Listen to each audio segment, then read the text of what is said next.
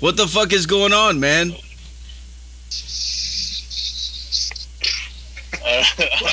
No, we're just chilling, man. We're waiting for this call to come in. We had some browser issues, and now we're on Alex's cell phone trying to make this happen. Yeah. We were just on ordering some new merch, putting some new CDs up on the store, some new pins, ordering some new stickers. So just trying to be productive. Right on, man. Yeah, I was wondering what the fuck was going on, dude. I was like, fuck, man, the fucking coronas has got into the fucking phone lines. Yeah. I wouldn't put it past it. So tell everybody, man, what the fuck is going on in the world of Temple of Void, man? You guys got this new record out. It's fucking insane, dude. That shit is heavy as fuck, man. Thank you, man. Yeah, a lot's been going on. We've had a pretty overwhelming response so far, and the album's not even officially out yet. So, yeah, we're just trying to take that all in. And because of that, we're trying to make a lot of plans to get out and play more than we've done in our entire existence as a band. So right now we got some, provided the coronavirus doesn't kill everyone, we got some plans to go out west. Gotta keep that on. We gotta be vague about that. Yeah, out west sometime in the next year or so, and then maybe some East Coast runs this summer. But yeah, lots going on. We can't really speak on all of it yet because a lot of it's still in the works. But then we also had the Four Doors to Death 2 compilation come out. That comes out on Monday. So the thing with splits and comps is they always take a hell of a long time.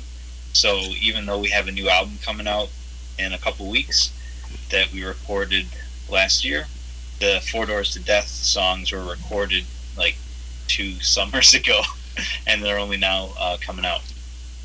But that's good for our fans because it just means more music in March, I guess. Oh yeah, man. Yeah, I was gonna ask about as far as like touring and shit is concerned, man. Like with this whole Corona fucking thing going on, and everybody's canceling shows left and right. Like,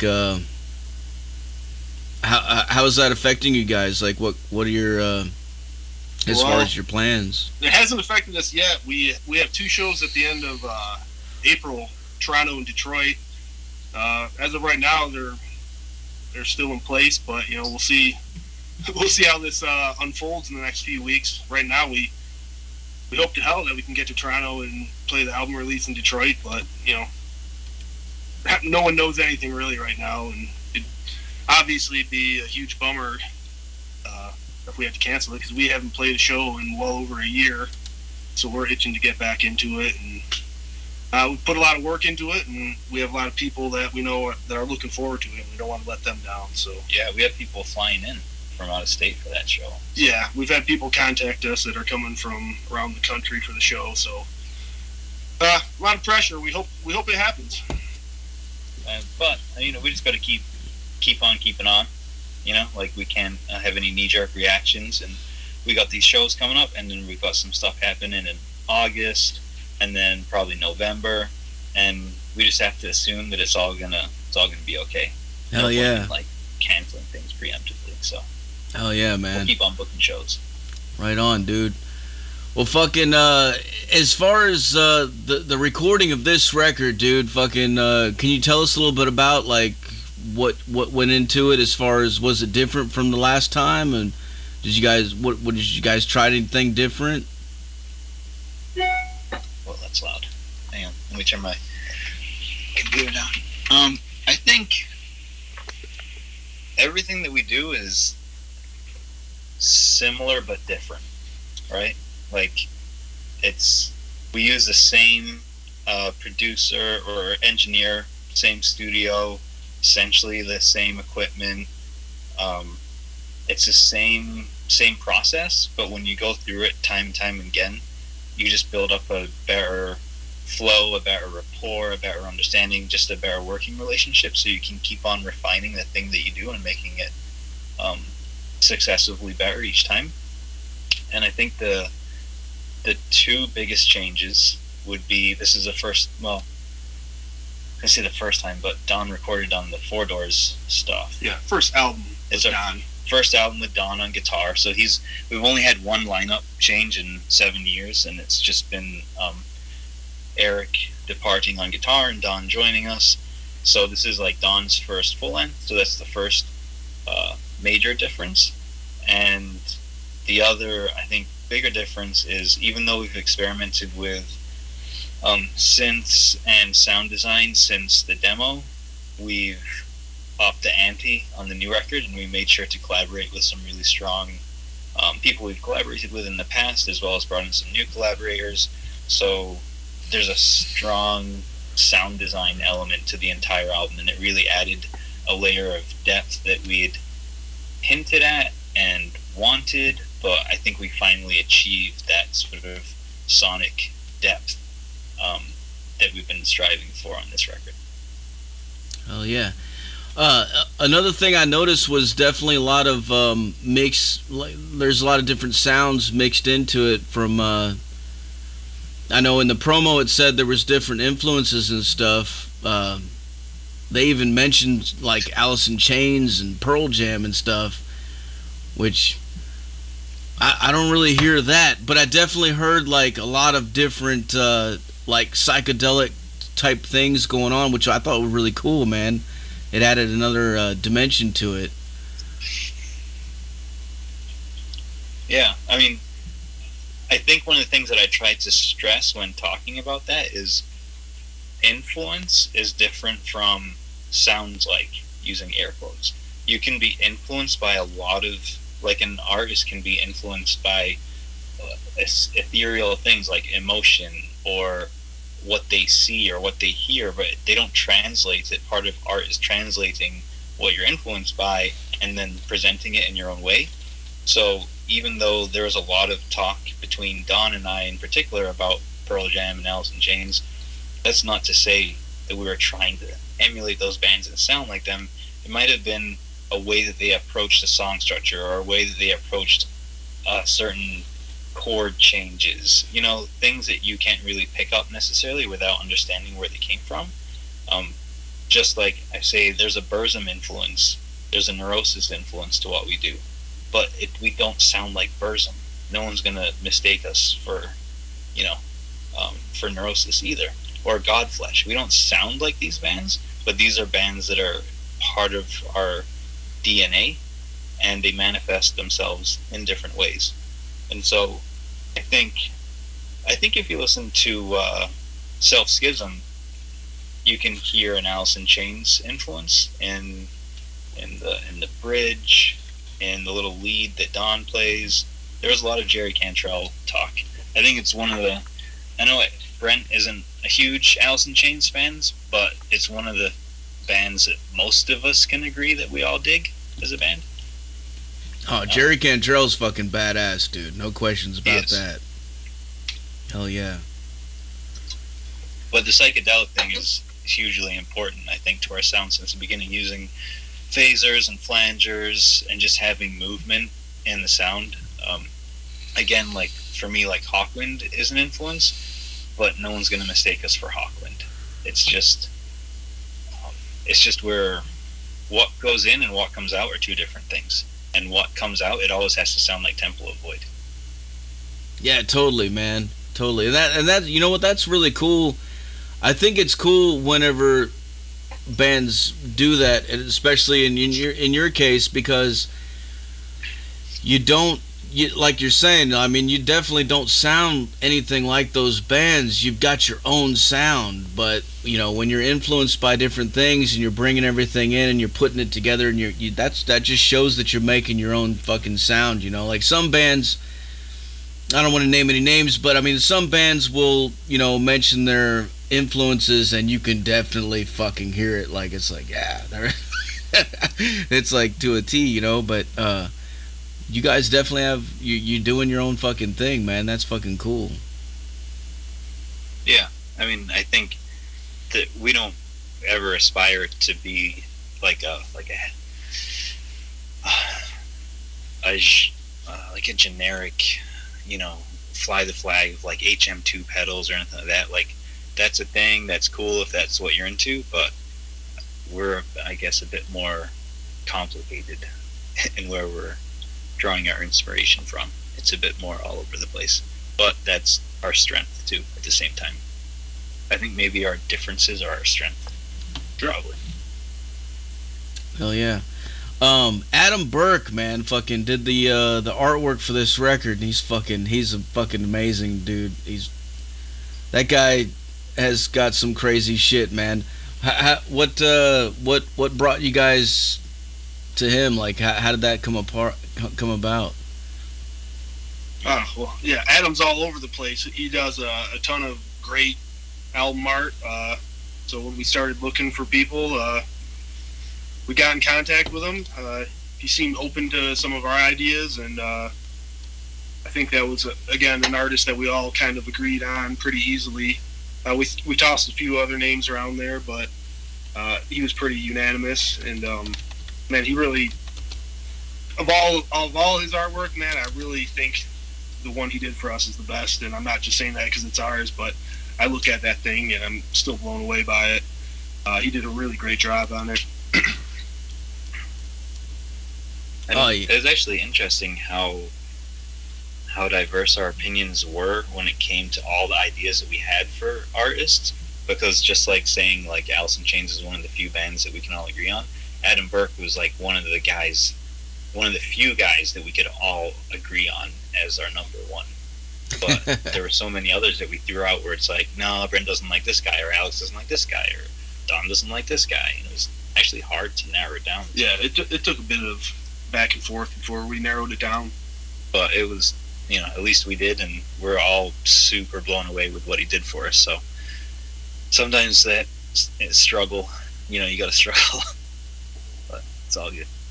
Yeah, I love it, man. The world that was, dude, fucking, and you've got like this fucking, I don't know, it's like swampy looking ice fucking world, and then this guy's going in like, I don't know, they're carrying him on a boat going into fucking hell or some shit, man, like fucking taking him into the fire. It's fucking cool, dude. I got some questions for you guys coming up from the listeners, man.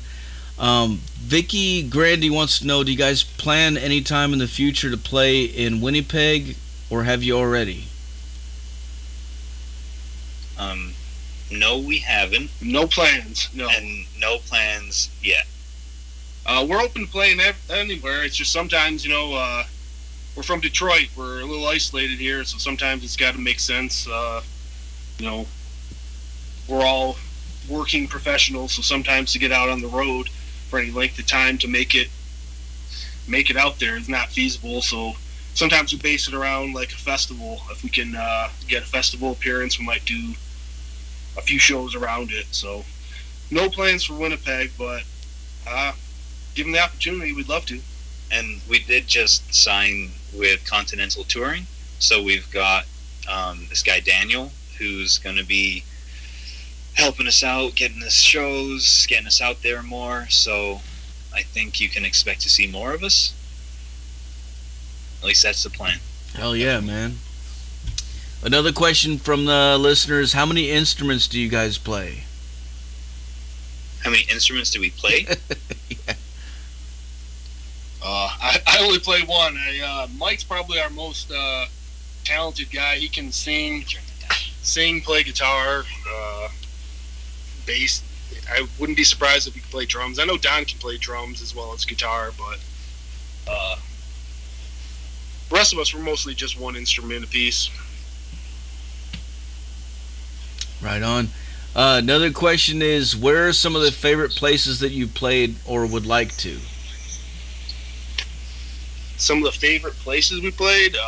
Man, when we played Las Vegas 2 summers ago, that was an unreal experience. Yeah. It was Psycho Las Vegas, so obviously it's going to be a hell of a show. But that's the closest I think I've ever been to living that rockstar fantasy, so that was definitely cool. Al? Favorite shows? Oh, you know what? Shadowwoods Fest. Oh, hell yeah, that was a great one. Yeah, That was in, we played, normally playing outside, you get crappy sound. You know, I'm not even really into camping, so like on paper, like camping and playing outside doesn't really sound all that cool to me. However, Shadow Woods was my favorite fest we've ever played, because of the isolation, playing in the woods. We had an amazing sound guy who just made it sound incredible, and just the vibe, how chill it was. It was a really good underground lineup, and just being in the woods in the middle of Virginia, Maryland. Yeah, it was freaking cool. Yeah, and when it got dark out, and then the show was real cool. They had stages in the woods and in cabins and on the main lawn. Yeah, that was definitely a cool show. Yeah. I forgot about that one.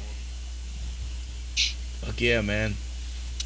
Another question, Megan wants to know, what are your favorite horror movies and monsters? Horror movies and monsters? Yeah. Oh, TV, you take this one. Oh, man, that's like pretty much the only genre of movie I watch. So there's about 1 million, but going back to just being a kid, man, the Evil Dead series is probably my favorite, followed by Texas Chainsaw, which is just the most uncomfortable movie to watch, which is why it's so good. As far as newer movies, I think that Terrifier, Art the Clown, he's a pretty cool monster. I hope to see more of him. And I liked Victor Crowley from the Hatchet movies, as far as some of the newer stuff. Yeah. But, you know, I grew up in the 80s. My dad owned a video store, and I used to sit in the back room and watch horror movies all day. So there's way too many to go into detail now. If Mike were here, this would turn into about a 2-hour interview, because he has about 1,000 VHS at his home, and I think about 1,000 of them are all horror. So Yeah. Fuck yeah, Well, man. and plus those Cynthia Rothrock videos thrown in there, so maybe not all horror, but yeah, 990 of them probably are. And I like, I think more like The Exorcist, Rosemary's Baby, Psycho, Wicker Man, The Omen. I gravitate more to the psychological horror, and the more Hitchcockian, like what you can't see is more terrifying than, you know, like your mind can conjure up something far more terrifying than anything that a director can show you. So I think that's kind of what I prefer, a bit more a psychological tip. I don't know how you say his name, Michael Haneke, the Austrian. He did Funny Games. Oh, yeah. And that voyeuristic one. I fucking forgot what it's called. But I think he's pretty amazing. Funny Games is a pretty fantastic modern. Both the foreign version and the US version, both pretty awesome. And then, of course, Rob Zombie. Yeah. Yeah. That goes without saying. I love the Rob Zombie movies. Yep. And looking forward to seeing the Danzig. I mean, Not looking me, forward but slash, you know, like, love, hate, love it. Yeah. It's probably going to be the worst movie ever. But. I haven't seen that one yet, but some of the reviews that I've read on it are just fucking like, oh my god, they're tearing it apart. But I'm still fucking looking forward to seeing it, because it's just, you know, fuck it, man. It's fucking Danzig, dude. You know, like, I mean, I'm sure, you know, I'm sure he didn't get the funding that Rob Zombie got to make his movies, so it's probably not going to be anywhere near as far as, you know. Yeah, there's no way. Oh, but it's going to, I mean, just based on how awful his self-directed videos are, this is just going to be like a 90-minute long, terrible, low-budget, Ed Wood looking, but not halfway as cool as Ed Wood. Dude, Yeah. Oh, it's kind of like a 90-minute Danzig video. That's a really terrifying thought. With a bunch of stripper chicks in it. Yeah, I still need to see it. Hell yeah. Another question from the listeners. Vicky wants to know, do you guys prefer bubble baths or showers? Bubble baths, huh? Showers. Showers. I got the time for a bubble bath, man. I'm a grown man. Even my 3.5-year-old prefers showers to bubble baths. Well, let me see here. Another question.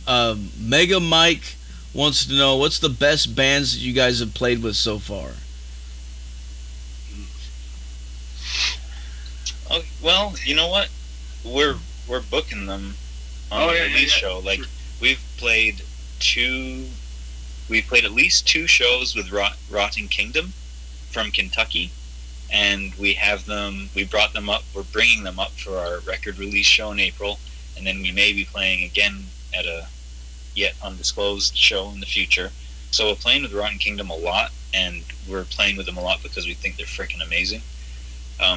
They're just the best death doom band around. They're really good.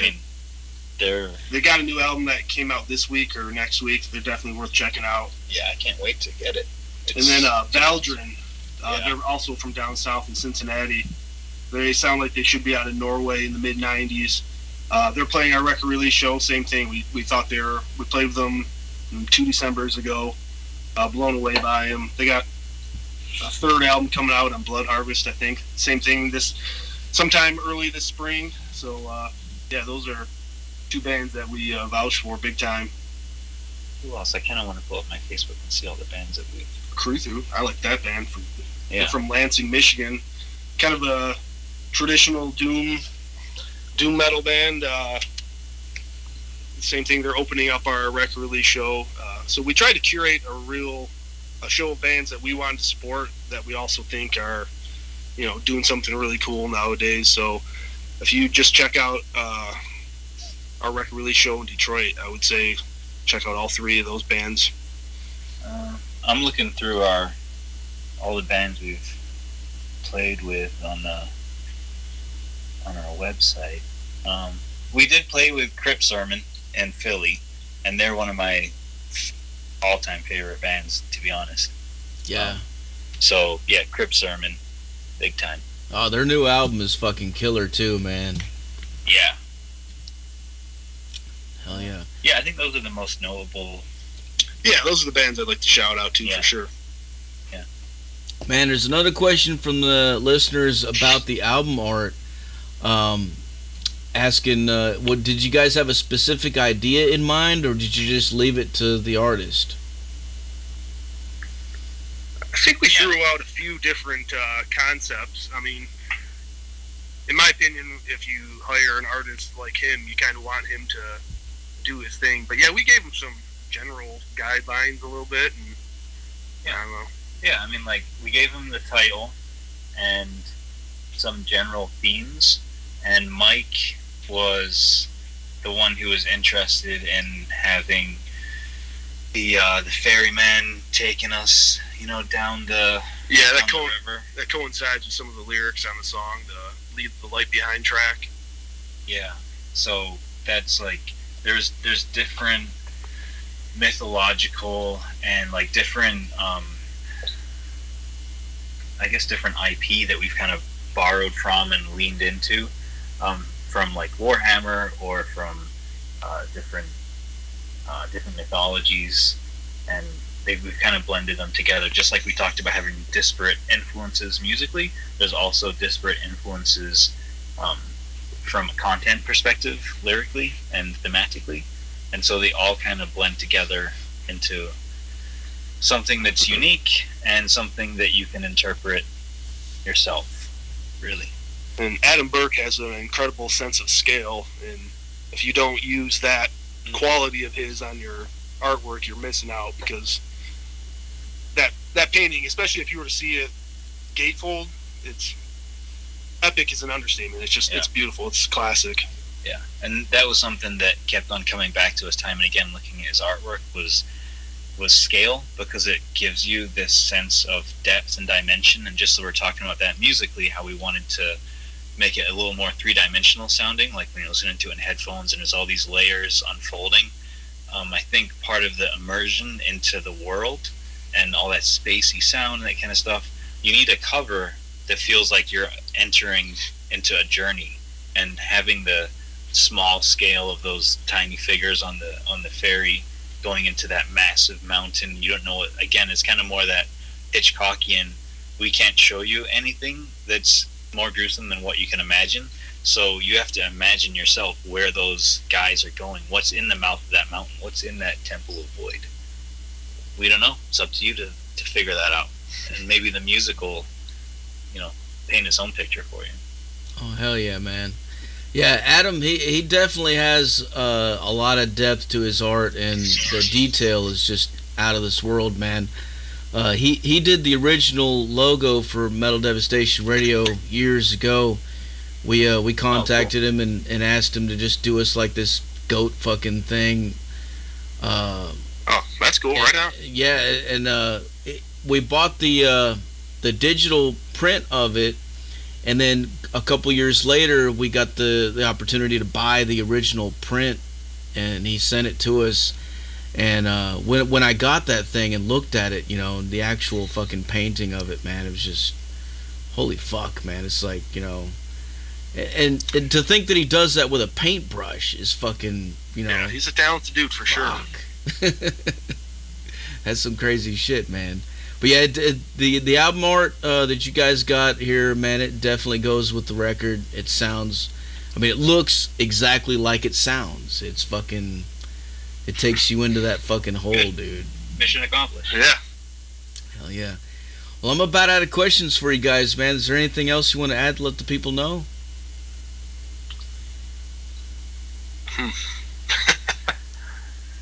Well, you know what? I want to let people know, man, we fucking love our fans.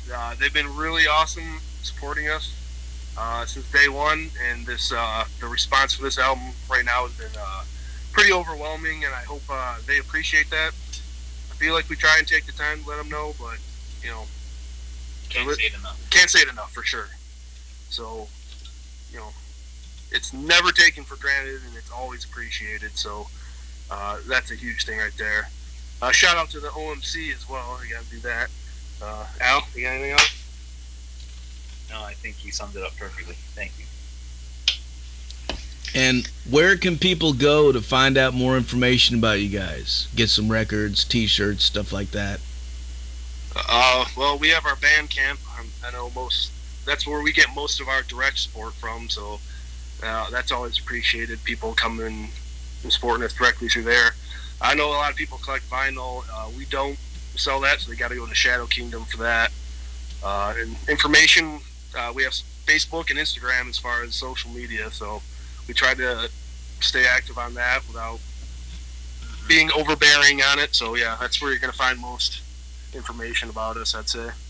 And the Bandcamp is templeofvoid.bandcamp.com. Hell yeah. All right, well, before I let you guys go, I got to get you to make us another station tag, all right? Oh, yeah. Okay. What do we got to do? Whenever you're ready, say something like, "This is Temple of Void, and you're listening to Metal Devastation Radio." All right. This is Temple of Void, and you're listening to Metal Devastation Radio. Fuck yeah. Well, thanks a lot for taking the time, guys. What I'm going to do now is I'm going to blast some fucking Temple of Void for these motherfuckers so they can go insane, all right? So, can we ask you a question real quick? Yeah. So what's your favorite track on the record? So far, A Beast Among Us is, I don't know, man. The whole fucking thing is just badass, dude. It's kind of hard to fucking pinpoint just one track. It all moves together fluidly like one fucking, like one long fucking journey, you know? Good deal. Cool, man. Thank you. Cool. Appreciate that. Hell yeah, man. But yeah, thanks a lot for taking the time, guys, and I'm gonna crank this shit up for these motherfuckers, alright? Alright. Take care. Thank you. Alright, man. Thanks, cheers. There you have it, folks. Temple of Void live on the Zach Moonshine Show with Metal Devastation fucking radio. Like I said earlier, put your speakers in your fucking windows, put them in your front lawns, crank it the fuck up, and make your fucking neighbors fucking hate you. This is Temple of Void.